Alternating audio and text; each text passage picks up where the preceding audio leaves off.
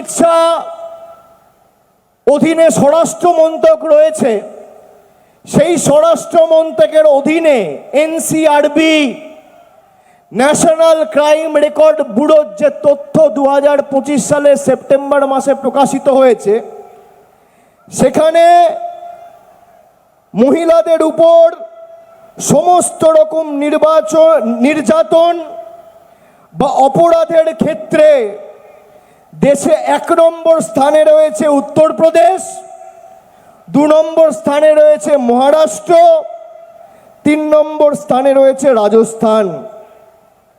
মহিলাদের বিরুদ্ধে অপরাধ বা নির্যাতনের ক্ষেত্রে ফার্স্ট প্রাইজ বিজেপির ডবল ইঞ্জিন সরকার, সেকেন্ড প্রাইজ বিজেপির ডবল ইঞ্জিন সরকার, আর থার্ড প্রাইজ বিজেপির ডবল ইঞ্জিন সরকার।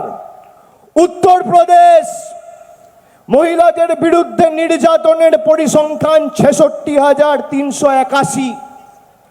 মহারাষ্ট্র মহিলাদের বিরুদ্ধে নির্যাতন এবং অপরাধে পরিসংখ্যান হচ্ছে 47,101। রাজস্থান মহিলাদের বিরুদ্ধে নির্যাতন এবং অপরাধের ক্ষেত্রে পরিসংখ্যান হচ্ছে 45,450। পরেরটায় আসি, এবার আসি ধর্ষণের ঘটনা। ধর্ষণের ঘটনায় সারা দেশের মধ্যে কোন রাজ্য সব থেকে এগিয়ে? 1 নম্বর স্থানে রাজস্থান, 2 নম্বর স্থানে উত্তরপ্রদেশ, 3 নম্বর স্থানে মধ্যপ্রদেশ। অর্থাৎ ধর্ষণের ক্ষেত্রে গোল্ড মেডেল বিজেপির ডবল ইঞ্জিন সরকার, ধর্ষণের ক্ষেত্রে সিলভার মেডেল বিজেপির ডবল ইঞ্জিন সরকার, আর ধর্ষণের ক্ষেত্রে ব্রোঞ্জ মেডেল বিজেপির ডবল ইঞ্জিন সরকার। এবার আসি পণের জন্য মহিলাদের মৃত্যুর ঘটনার ক্ষেত্রে 1 নম্বর স্থানে উত্তরপ্রদেশ, 2 নম্বর স্থানে বিহার, আর 3 নম্বর স্থানে মধ্যপ্রদেশ। তিনটেই ডবল ইঞ্জিন সরকার।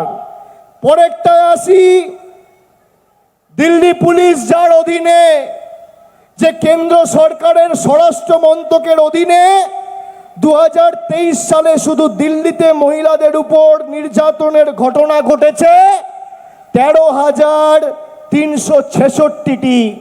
দেশের মধ্যে 1 নম্বর। 2 নম্বর বোম্বে, মুম্বাই, 3 নম্বর ব্যাঙ্গালোর।